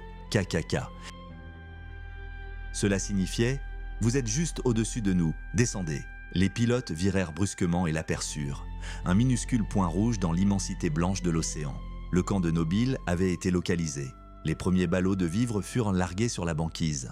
Les hommes condamnés pleurèrent de joie, ignorant encore que le prix de leur salut était la vie du grand Roald Amundsen. Le 22 juin, le ciel au-dessus de la tente rouge se fendit enfin sous le rugissement des moteurs. Les hydravions de Maddalena et Penso virèrent brusquement, déposant de précieux ballots de paille sur la glace. Du haut des airs, l'objectif d'une caméra observait avidement les survivants. Le contraste était saisissant. Les pilotes, propres et sûrs d'eux dans leur cockpit, et les hommes sales et épuisés sur la glace, ramassant en larmes de la nourriture comme des mendiants à la porte d'un riche. Au moment de dire adieu, Penso, les skis frôlant presque les crêtes de glace, lança un joyeux « à bientôt » avant de s'élancer vers le ciel. Mais la joie du sauvetage fut assombrie par l'ombre d'une nouvelle tragédie. La disparition de l'avion d'Amundsen avait bouleversé tous les plans. Les meilleurs pilotes suédois et norvégiens ratissaient désormais la mer de Barents à la recherche du grand Norvégien. L'opération de sauvetage se transformait en une course contre la montre chaotique, les ressources s'amenuisant d'heure en heure. Au même moment, une autre mission quasi suicidaire débutait au Cap Severny. Le capitaine italien Sora et le jeune conducteur néerlandais Van Dongen décidèrent de rejoindre le groupe disparu de Mariano en traîneau à chien. 9 chiens peinaient à tirer les traîneaux pesant près d'une demi-tonne sur la banquise. Les célèbres explorateurs polaires Nansen et Sverdrup qualifièrent une telle entreprise de pure folie, mais il était trop tard pour faire demi-tour. L'Arctique les frappa d'emblée, l'ingénieur chevronné Warming fut aveuglé par l'éclat insoutenable de la neige, mais le capitaine Sora, consumé par une soif d'héroïsme, refusa d'attendre. Il convainquit Van Dongen d'abandonner son camarade malade et de poursuivre leur route ensemble. Poussés par un courage désespéré, frôlant la témérité, ils s'enfoncèrent plus profondément dans le labyrinthe glacé. Le 22 juin, un îlot rocheux apparut sous leurs pieds, un îlot qui ne figurait sur aucune carte du monde. Ils ignoraient encore que cette terre deviendrait soit leur dernier espoir de salut, soit un piège. 22 juin, Sora et Van Dongen sont piégés sur un minuscule îlot rocheux au milieu d'un enfer de glace. Au-dessus d'eux, un moteur vrombit. Un pilote norvégien leur envoie un message leur ordonnant de faire demi-tour immédiatement. La glace devant eux est devenue molle. Continuer signifierait une mort certaine. Mais le capitaine Sora, aveuglé par un désir d'héroïsme, ignore l'ordre. Il est obsédé par l'idée d'être le seul sauveur de l'expédition de Nobile et est prêt à tout risquer pour elle. Le couperet tombe instantanément. La plaque de glace sous ses pieds se retourne et Sora sombre dans l'eau. Ses lourds skis l'entraînent dans l'abîme comme des ancres de pierre. Van Dongen se jette dans le chaos glacé, un couteau dans la gueule, espérant couper les sangles au dernier moment et arracher son camarade à la mort. Les chiens, incapables de suivre le rythme, périssent les uns après les autres. Leur fidèle chef, Prince, s'effondre mort et une sombre dispute éclate entre les explorateurs polaires. L'un écrira plus tard que son ami a dû être mangé, l'autre qu'il était recouvert d'un linceul de neige pure. Après une semaine de marche exténuante, ils atteignent l'île Foyne. Seuls 4 chiens, maigres comme des clous, ont survécu et il n'y a plus rien à manger.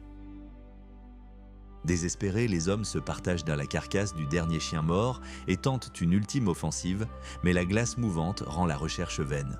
Pendant ce temps, les pilotes suédois accomplissent un véritable miracle.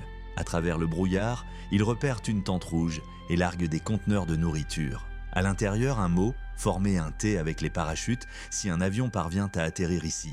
Mais de retour au camp, la joie cède la place à un silence pesant. Les communications radio sont instables et les personnes prises au piège sur la banquise commencent à s'en prendre au centre de secours. Les reproches et la colère montent sous la tente.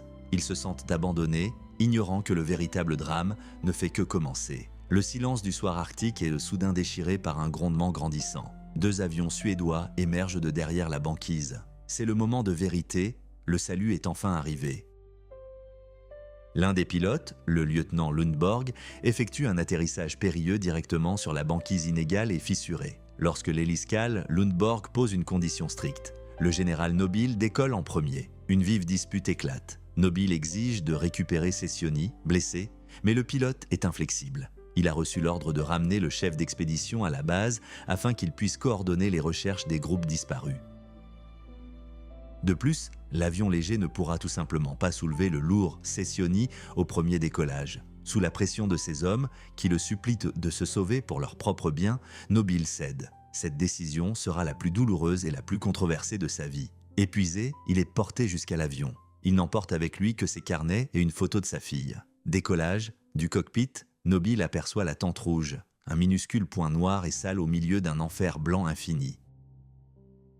Les drapeaux de signalisation sur l'antenne flottent encore, dernier signe de vie dans ce désert glacé. 1 heure plus tard, l'avion se pose sur l'île Foyne. Le général est accueilli en héros, repas chaud, feu de camp et sa première cigarette depuis 7 ans. Nobile observe l'activité frénétique des sauveteurs comme dans un rêve, mais ses pensées restent là, sur la banquise dérivante. Ses 5 camarades sont figés dans la tente. Lundborg promet de revenir les chercher immédiatement, ignorant que l'Arctique prépare déjà un nouveau coup dévastateur. Le général Nobile est sain et sauf, mais son triomphe a un goût amer. Tandis qu'il se réchauffe près du feu sur l'île de Foyne, son sauveteur, le pilote suédois Lundborg, reprend les commandes de son Fokker. Il avait promis de revenir chercher les autres, et il tiendra parole. Mais l'Arctique ne pardonne pas l'excès de confiance. À l'approche de la tente rouge, le moteur commence à caler. Lundborg atterrit à l'aveugle face à un vent de travers. Un fracas retentit, accompagné du craquement assourdissant des congères, et l'avion pique du nez, se retournant et s'enfonçant dans la neige fondante. Le pilote survit miraculeusement, mais il est désormais prisonnier de ce désert de glace, au même titre que ceux qu'il était venu secourir. Le seul espoir d'une évacuation rapide s'évanouit en un instant. Entre-temps, Nobile, épuisé, est conduit à bord du navire amiral Città di Milano. Les marins l'accueillent à grands cris, mais le général tient à peine debout. Pour la première fois en 34 jours, il aperçoit son reflet dans le miroir. Un visage poilu et méconnaissable, une couche de crasse incrustée et une forte odeur nauséabonde émanant de ses vêtements. Mais sa faiblesse physique n'est rien comparée aux nouvelles qui lui parviennent par la radio. Lundborg, qui la veille encore était un as intrépide, sombre dans le désespoir. 5 jours passés dans cet enfer de glace ont brisé sa volonté de faire. Il propose au groupe un plan insensé et cruel. Laisser Sessioni, blessé, seul sur la banquise avec des vivres et des armes, tandis que les autres tenteront de rejoindre la terre ferme à pied. Pour les explorateurs polaires, c'est une condamnation à mort et une trahison abjecte. Les compagnons de Nobile refusent catégoriquement d'abandonner leur ami. La dérive s'accélère, emportant la tente toujours plus loin au large. Le monde entier retient son souffle suspendu dans l'attente angoissée. Qui osera s'aventurer dans ce silence blanc? Le 4 juillet, une violente tempête s'abat sur la banquise. Lundborg épuisé par le froid et l'attente interminable, est au bord de la folie. Le vent pousse la banquise vers la côte, le cap Lee Smith est si proche qu'il semble à portée de main. Mais l'imminence des secours ne fait qu'attiser les braises. Une violente dispute éclate sous la tente. Lundborg lance un ultimatum. Si l'avion n'arrive pas demain, il descendra seul sur le terrain. Le professeur Béhounek le soutient, accusant ouvertement le commandant Vilieri de lâcheté et d'obéissance aveugle au règlement. La discipline s'effondre. Tandis que les hommes débattent avec véhémence du devoir militaire et du droit à la vie, l'opérateur radio Biagi, en proie à une crise de fièvre, répète inlassablement « très bien, très mal ». L'atmosphère à l'intérieur de la tente rouge devient plus toxique encore que le brouillard glacial à l'extérieur. Pendant ce temps, un autre drame se joue sur la côte du nord-est. Le groupe d'Albertini se fraye un chemin vers l'est à travers le chaos de la glace brisée et de la neige fondante.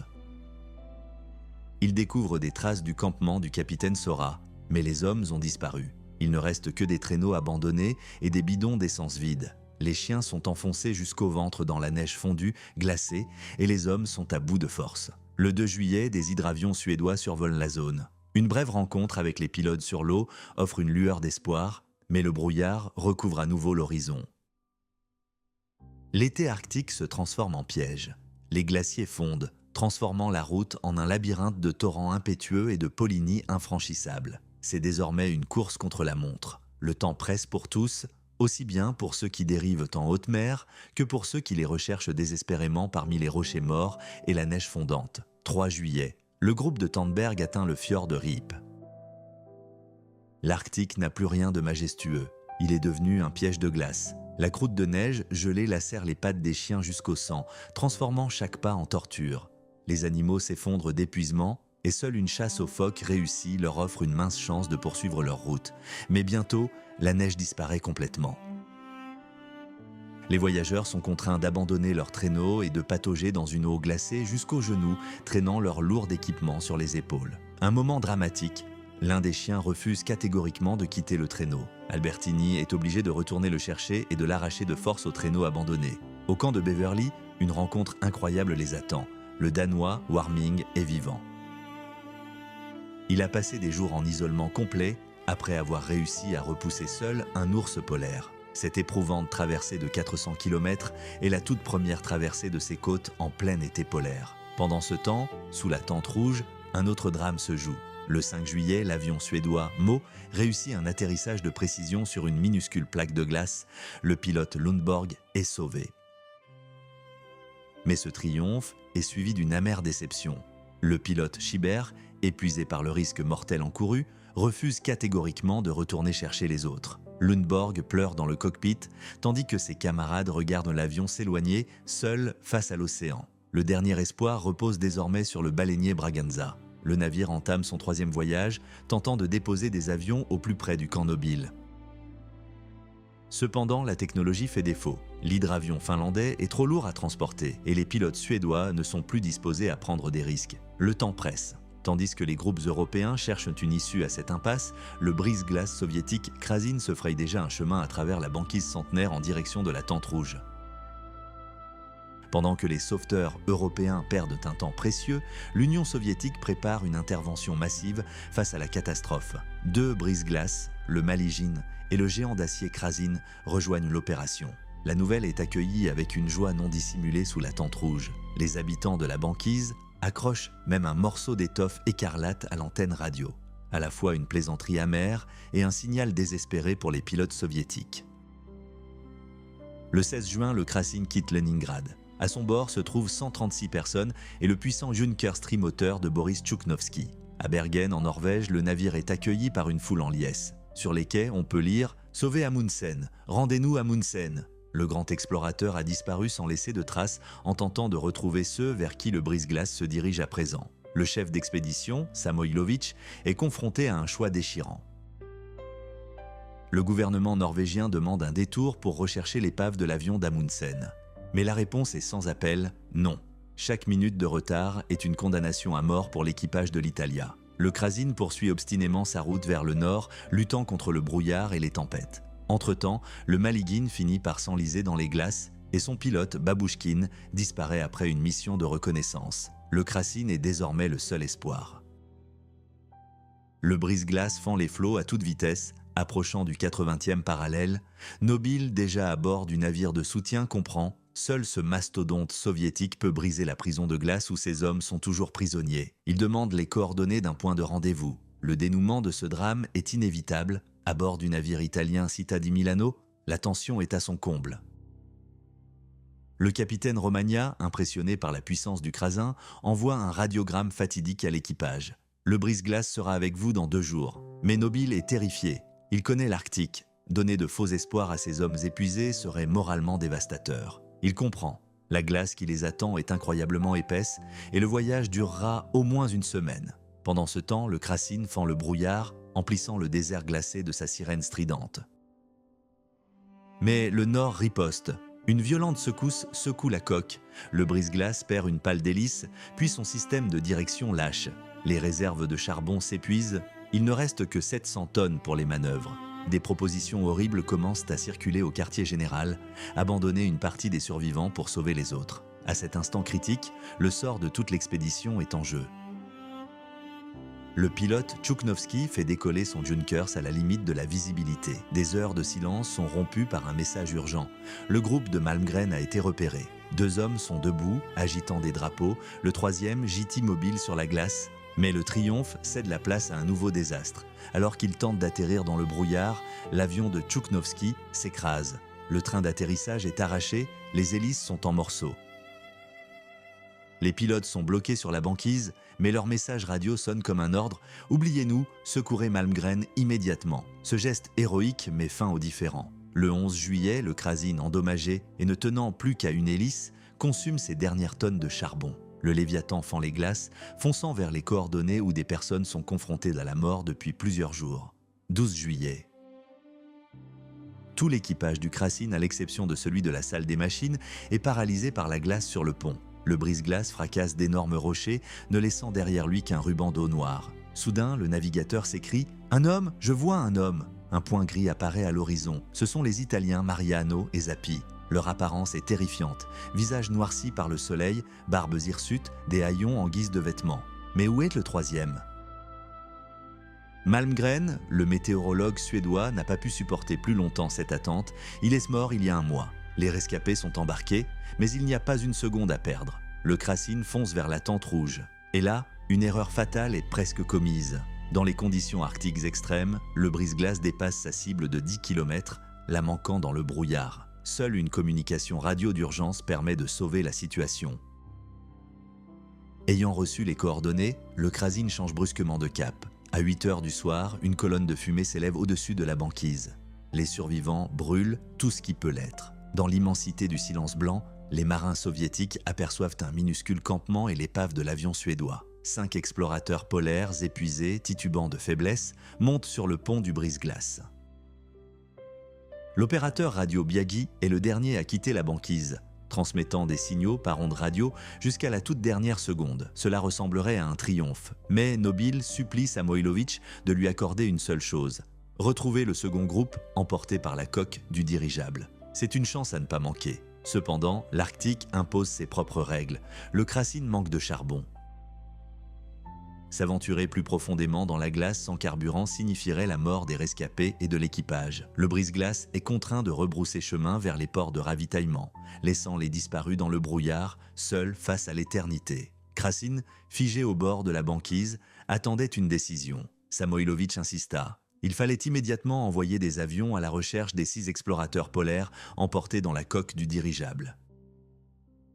Mais un étrange acte de sabotage se tramait à bord du navire italien Città di Milano. Le capitaine Romagna annonça soudain « Un ordre était arrivé de Rome, cesser les vols et rapatrier immédiatement tous les survivants ». L'officier Zappi joua un rôle crucial dans ce drame. À peine en sécurité, il commença, non sans une certaine appréhension, à convaincre le quartier général que poursuivre les recherches était une perte de temps. Zappi jure avoir aperçu une colonne de fumée dans le ciel. Le dirigeable aurait pris feu et tous ses occupants auraient péri. Cependant, les experts restent perplexes. S'agissait-il d'un véritable incendie ou d'un mirage polaire trompeur ? Il semble que l'Italien, épuisé, ait simplement voulu rejoindre des cieux plus cléments, quitte à sacrifier la vie de ses camarades. Suite à ces déclarations, Rome interdit tout vol. Les pilotes suédois se précipitent dans les airs, préparant leur moteur, mais l'ordre n'arrive jamais. La meilleure chance de sauver les survivants du dirigeable est perdue à jamais. Pendant ce temps, Krasin se rend au cap Vredé pour récupérer l'équipage du pilote soviétique Tchouknovski. La rencontre entre les marins russes et les patrouilleurs italiens sur la banquise est étonnamment cordiale. Quelques incidents curieux surviennent également.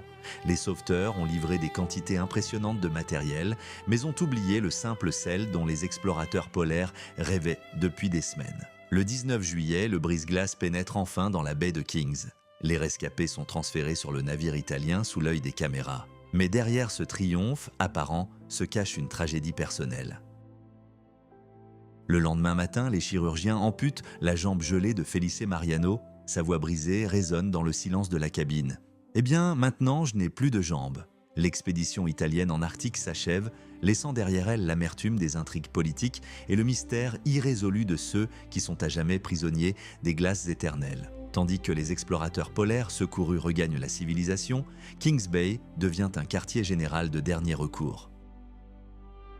Trains et flashs d'appareils photo attendent les survivants à Narvik, mais ce triomphe est suivi de nouvelles tragédies. Le célèbre pilote italien Penso, rescapé de l'enfer arctique, périt peu après dans le ciel allemand, agrippé maladroitement à des lignes à haute tension lors d'un atterrissage dans le brouillard. Pendant ce temps, les familles des 6 aéronautes, disparus du dirigeable Italia, exigent l'impossible, que les recherches se poursuivent à tout prix.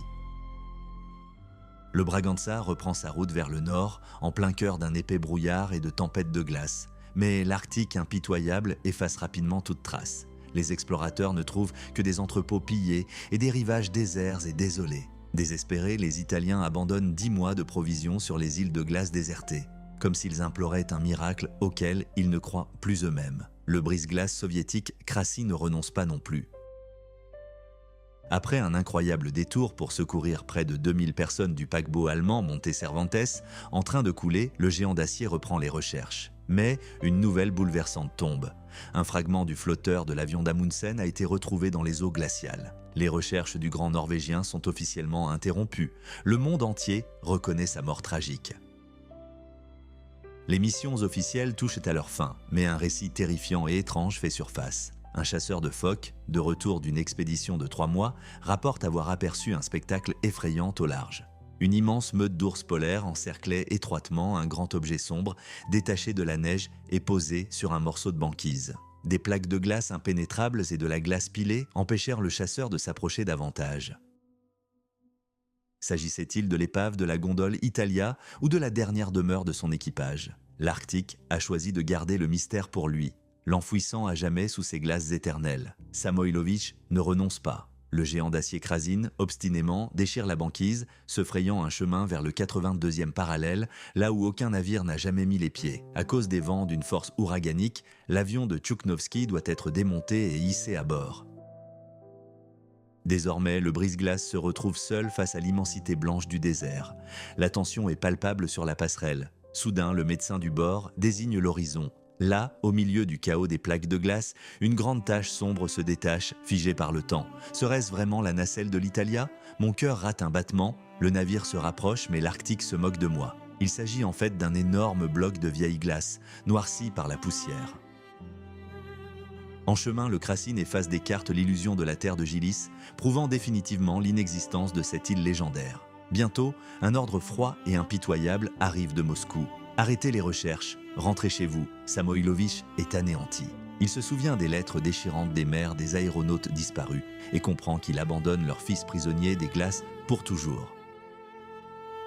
Le 4 octobre, le brise-glace pénètre triomphalement dans l'embouchure de la Neva sous les acclamations d'une foule en liesse. 7 vies ont été sauvées, mais 6 explorateurs polaires ont disparu à jamais dans le silence du Nord. Cependant, le destin réservait un dernier coup cruel. Le célèbre pilote italien Penso, qui avait enduré toutes les horreurs de l'Arctique, périt aux portes de son pays. Dans un épais brouillard, son avion heurta des lignes à haute tension et se brisa en deux.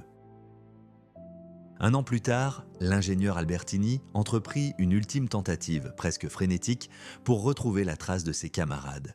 Il parcourut des centaines de kilomètres, en traîneau à chien, découvrant des entrepôts abandonnés et des cabanes vides, mais les champs de glace ne livrèrent toujours pas leur plus grand secret. Les recherches étaient officiellement terminées.